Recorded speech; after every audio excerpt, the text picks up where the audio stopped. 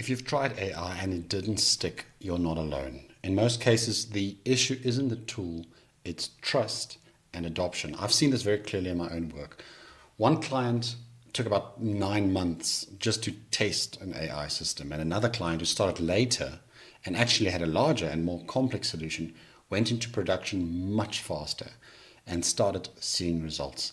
The difference wasn't the technology, the difference was that there was an involvement and an ownership from the business.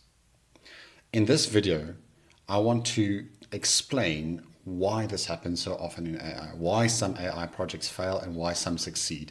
Not from a technical point of view, but from a business and a change perspective. Because once you understand why AI projects stall or fail, it becomes much easier to make better decisions about where AI fits into your business and also where it doesn't. The way I think about successful AI adoption is as a three-legged stool. The first leg is understanding the workflow, how work actually happens in your business today. The second leg is the AI automation solution.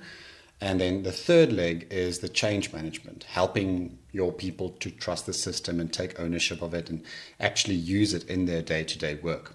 If any one of these three legs are missing or is weak, then the whole AI project and adoption becomes unstable. So firstly, starting with the workflow. In most projects I work on, the first thing that actually breaks isn't the AI, it's the workflow. We'll start building a solution and working within a couple of days or weeks, before anything is even live or tested, it becomes clear that the business isn't fully aligned on how the work actually happens. That usually leads to internal discussions, things like, what exactly do we do here? I thought we were doing this, and who owns this step? And disagreements in the company of what the actual processes is. And that process is really valuable because if you skip it and jump straight to the AI solution, the project often stalls or before it even has a chance to succeed.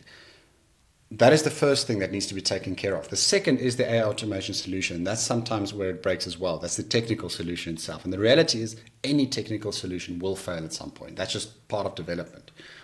But when issues show up in production, it's usually because expectations were either not clearly defined, or edge cases weren't tested, or sometimes there are just external limitations, things like services being temporarily unavailable, like ChatGPT or Make.com or something like that. And those things are normal. The problem is when AI is expected to be perfect instead of designed, tested, and managed like any other technical system. The third failure that I see is change management. And this is where many AI projects fail.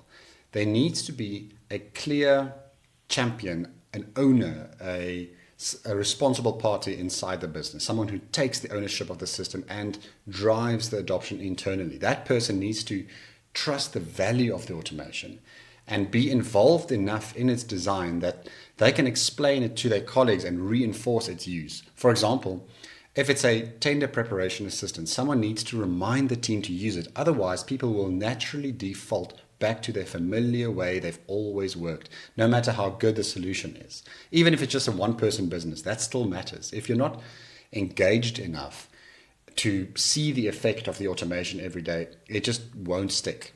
You won't adopt it. You'll start defaulting to your old solutions. So, if you are considering AI in your business, I'd think about it in this order. First, look for a process that's boring, predictable, and repeatable. Those are usually the areas where AI works well.